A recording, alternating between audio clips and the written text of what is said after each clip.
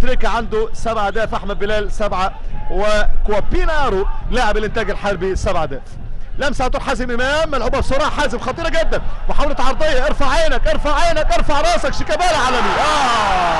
باليمين يا حبيبي، باليمين باليمين يا شيكا، باليمين، ما عندوش مشكله، ما عندوش اي قلق خالص. شيكابالا سجل هدف التعادل، ادي الكلام، شيكا شيكا شيكا عالمي يا شيكابالا، يسجل هدف بالقدم اليمنى.